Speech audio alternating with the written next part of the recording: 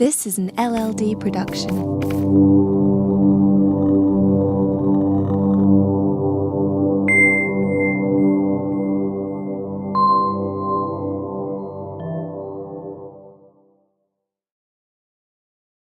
This is an LLD production.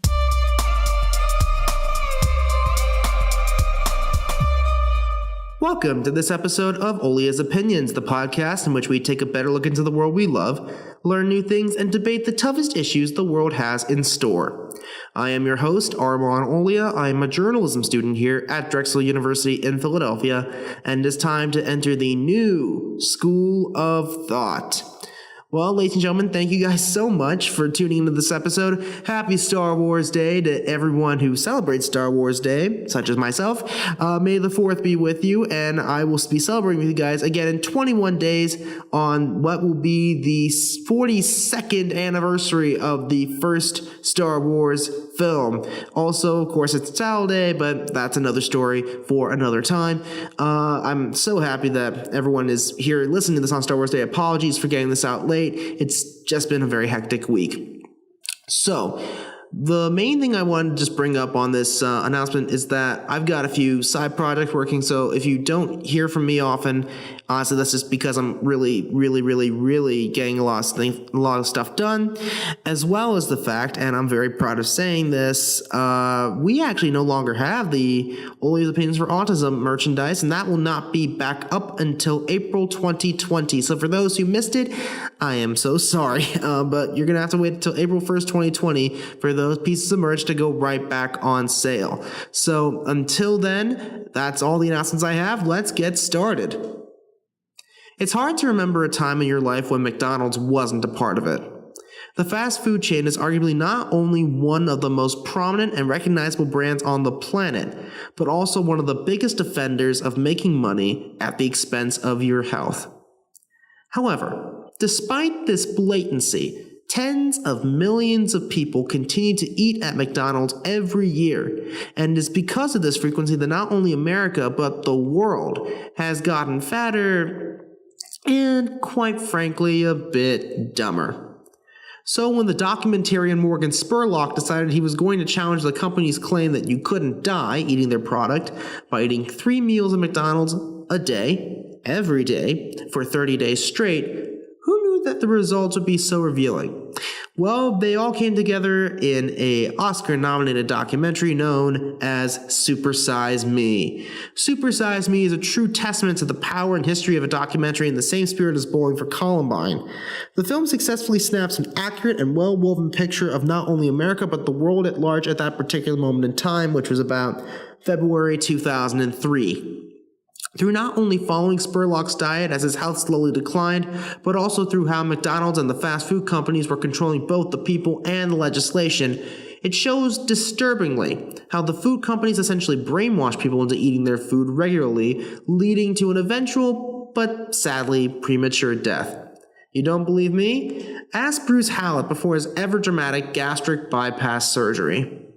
Across all levels, from childhood to adulthood, Spurlock takes a look at how McDonald's and other food companies have taken over our lives, even asking people to first recite the Pledge of Allegiance, which came with numerous mistakes than the Big Mac slogan by the same people that was recited perfectly.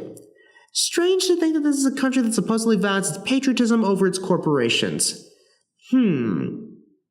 And not to mention, in a country falsely described as being founded as a, quote, Christian nation, thanks Tea Party by the way, not one first grader could recognize Jesus Christ, the figurehead of Christianity, but they could instantly recognize Ronald McDonald.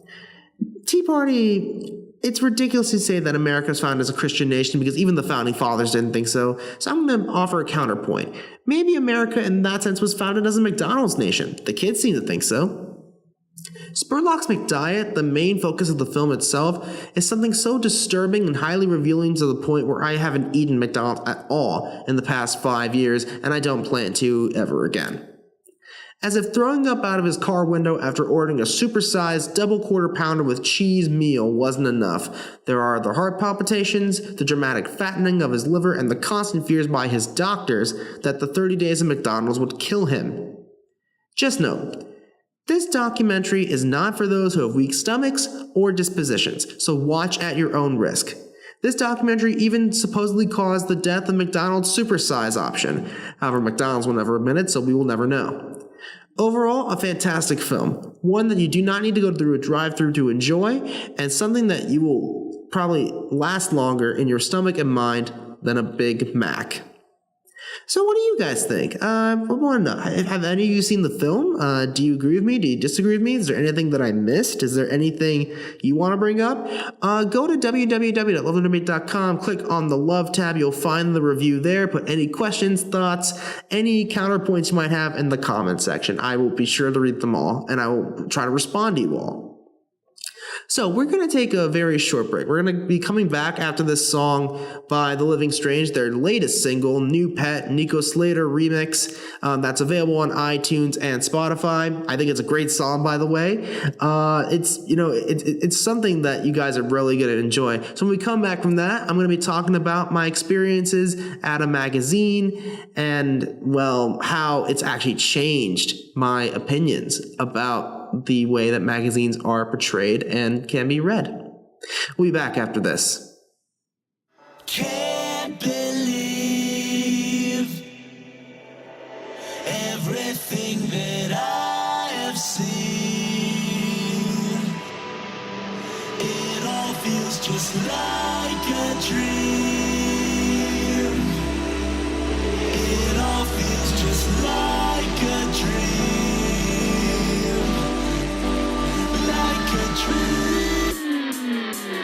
I construct the street, with my silver teeth, cover what's beneath, just to see you smile. But what makes me shiver is the silent quiver, like a faceless river. I'm going on and on. The way it had to him brought me to my knees, sent me overseas, taught me how to be in love. Living in a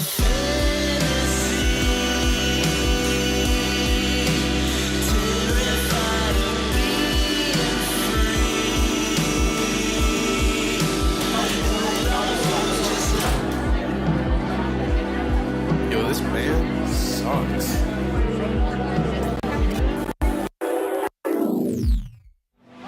Hey, whoa, another verse. The things I've seen don't seem to correspond to many thoughts. There's no one to respond to my whole life. The switch was off. In fact, the switch was really on. Paralyzed by images of your silhouette. You broke my nose, put on my clothes, and slipped where it was when as I got up and then remembered what I tried to forget. Officer said you're not dead, and the zoo got a new pet. And the zoo got a new pet. And the zoo got a new pet. And the zoo got a new pet. And the zoo got a new pet. I can see I'm right where I'm supposed to be. It all feels just like a dream.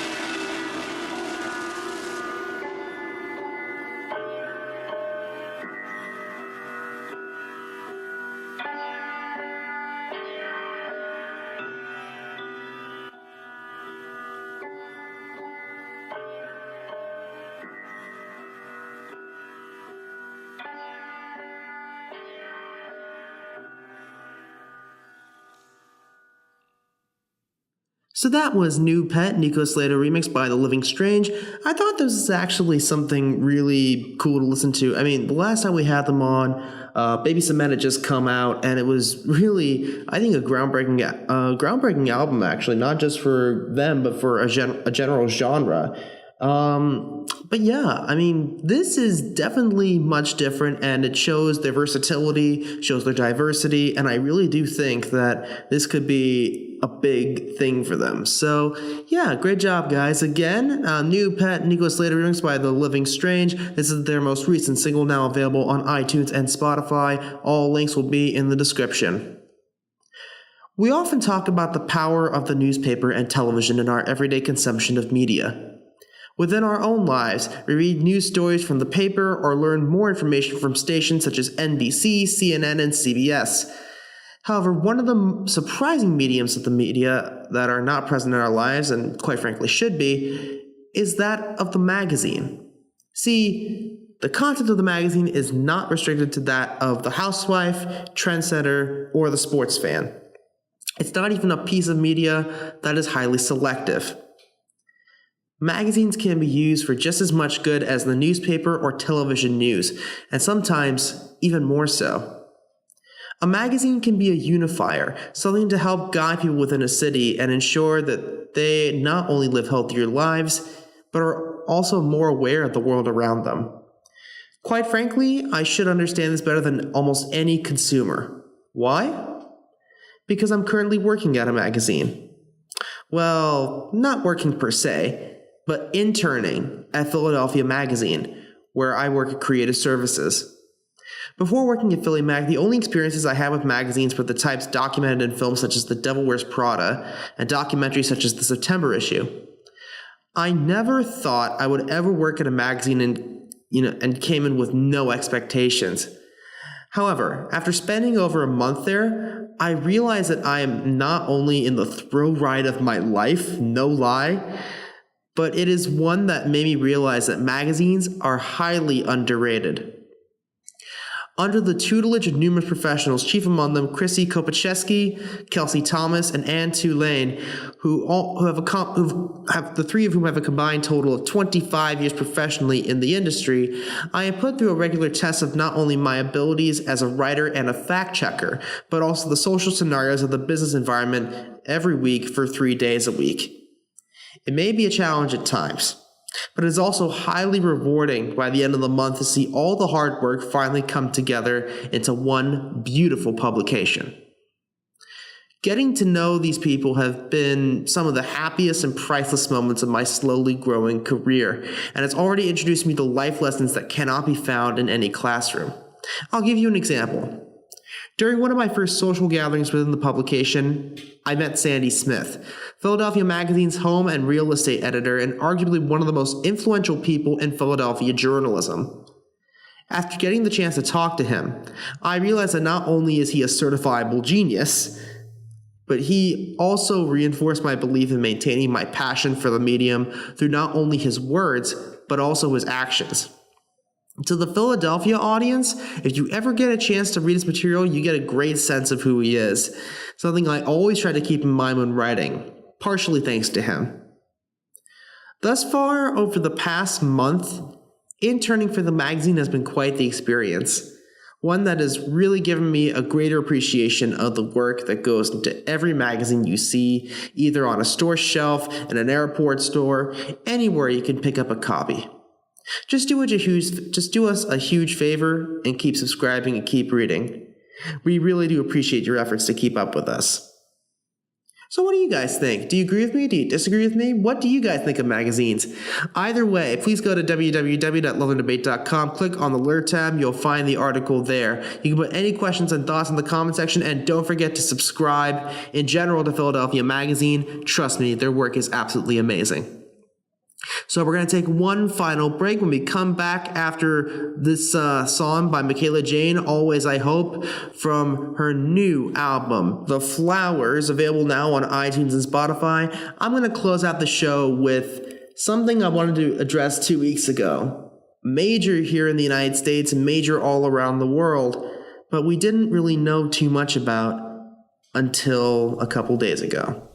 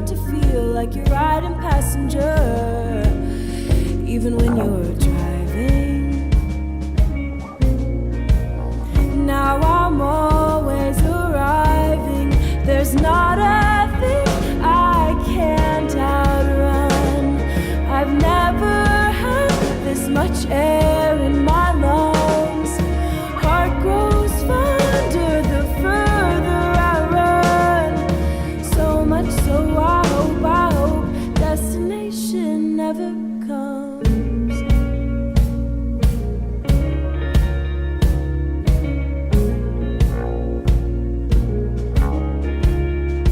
We saw friends and reminisced. Every home was a mirror image. Drove until the road ran liquid. Then the moon and stars eclipsed. Storm rolled over, swallowed whole. Heart rate froze, blood ran cold. Not a single thing I miss. Oh God, can it always be like this? Oh, there's not a thing I can't outrun. I've never had this much air in my lungs. Heart grows fonder the further I run. So much so I hope destination never comes. Oh God, can it always be like this? Oh God, can it always be like this? Oh God, can it always be like this? Oh God, can it always be like this? Oh God, can it always be like this? Oh God, can it always be like this? Oh God, can it always be like this?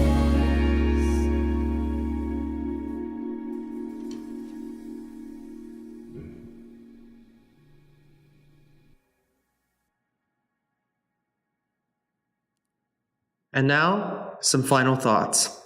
A debate to start at the end of this program. It was the report that America and the world waited on bated breath to hear.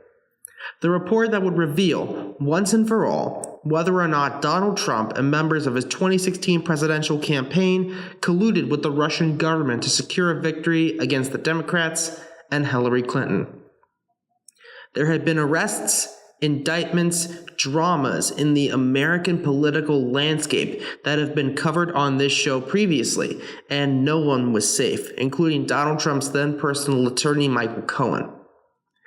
However, who would have thought the most dramatic event of them all would be after Special Counsel Robert Mueller made his findings available to the United States Attorney General William Barr? Certainly not me. On March 24th, the Attorney General published a 4-page letter to Congress announcing the results of the Mueller report. According to Barr, Mueller concluded that Trump and his campaign neither colluded nor conspired with the Russian government, and that there was no clear evidence to charge President Trump with obstruction of justice potentially. However, the report did not exonerate the president entirely. Despite this, however, President Trump decided to take to his Twitter and inform his supporters and the world that there was, quote, no collusion, no obstruction, complete and total exoneration. Emphasis on the exoneration, mind you. The summary had the desired effect, raising Trump's popularity amongst Americans and potentially handing him another term as the president. However, that's looking too far down the line and shouldn't even be considered yet. Back to the story.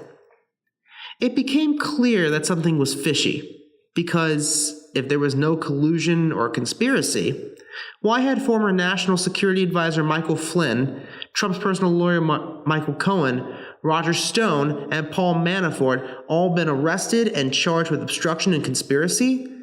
And also, why, after Barr's supposedly accurate summary, did Robert Mueller claim in a letter released to the media 5 days later to Barr that the letter summarizing the report, quote, did not fully capture the context, nature, and substance? It was enough to raise the ears of the Democrat-controlled House of Representatives, who pressed Barr to release the full report, which he did. And then, as Led Zeppelin said, when the levee breaks, mama, you gotta move. The report, as redacted as it was, showed that everything that Barr had summarized was a lie. There was enough to show that even though there was no collusion, at least in a legal sense, there was enough to say that there was a possible conspiracy due to multiple meetings with members of the Russian government and WikiLeaks, And on top of that, the report detailed 10 possible instances of obstruction of justice by President Trump, a complete 180 on the summary provided by the Attorney General. Now, why would the Attorney General provide a summary that not only didn't follow the facts of the report, but also created further divisiveness? I don't know. However, you need to remember who hired him. Bias is an influential factor. Thank you, Ms. Thorne, for teaching me that. And Barr most likely didn't want to bite the hand that was feeding him, i.e., Trump. Considering Barr's predecessor in the office, Jeff Sessions, loved Trump and was still fired, you'd have to figure that Barr is even a bigger fan of the president and his agenda. But then again, this is only speculation, not the facts. The fact is, however, that the Attorney General proved himself to be somewhat morally compromised with his inaccurate summary. His credibility and character would only get worse when he testified in front of Congress on May 1st, as he stated that, quote, Mueller had never told me, or Barr I should say, that the expression of the findings was inaccurate, but I, again meaning Barr, did then volunteer that I thought that they were talking about the desire to have more information put out. But it wasn't my purpose to put out more information. But remember Mueller's letter? Even though it was released 5 days after the report was made public, it mentioned numerous instances before the release of the 4-page summary in which there were evident concerns that Barr would not fully capture the full conclusion, proving the statement made on the stand by the Attorney General to be a lie. And not only was this lie evidence, it was caught and used to hang Barr by, thus destroying any credibility to his testimony destroying any credibility his testimony may have provided and forcing Barr into hiding as he skipped the next day of testimony. So now we know that the Attorney General is a proven liar, much like his boss. And yes, this will create divisiveness, but it is apparent from what is shown in the report that Donald Trump, like Richard Nixon in Watergate, did not participate in the actual crime, but in the covering up of those crimes, despite the tweet of no collusion. And now, we have an even more significant decision to make. What will we, the people, do about it? The way I see it, we have two choices. We can either choose to re-elect Donald Trump, a known criminal and con artist who has, at worst, conspired to cover up proven Russian interference in the 2016 election that won him the presidency, or we can choose someone else who we know not to be a criminal or has committed fewer and less severe crimes. Because let's face it, this is Washington we're talking about. I feel the choice is evident. However, I'm not the only voice. We have plenty of opportunities to make our voices heard, so let's do it. Only time will tell what else will come out of the report that will dominate the landscape of the 2020 election. So what do you guys think? Do you agree with me? Do you disagree with me? You're bound to disagree with me on this one. We'll see. Either way, please go to www.lovelearndebate.com, click on the debate section, and respond, please. And while you're at it, don't forget to like us on Facebook by going to www.facebook.com/lovelearndebate. Follow us on Twitter at lovelearndebate. Follow us on our Instagram page at lovelearndebate. Subscribe to the podcast on SoundCloud, Apple Podcasts, YouTube, and Spotify. Don't forget to give us a review. 5 stars would be amazing. And don't forget to go to Spreadshirt to purchase our merchandise on the LLD Superstore. My thanks to Omi Larijani for the graphics and show soundtrack, The Living Strange and Michaela Jane for their amusing musical contributions to the show, and Imogen Aiken for her tremendous generosity in lending her voice. That's it for this week. I'll see you guys in 2 weeks ready to go. Thank you guys for listening, and until next time, keep loving, keep learning, keep debating. We'll see you next time on Owlia's Opinions. Goodbye.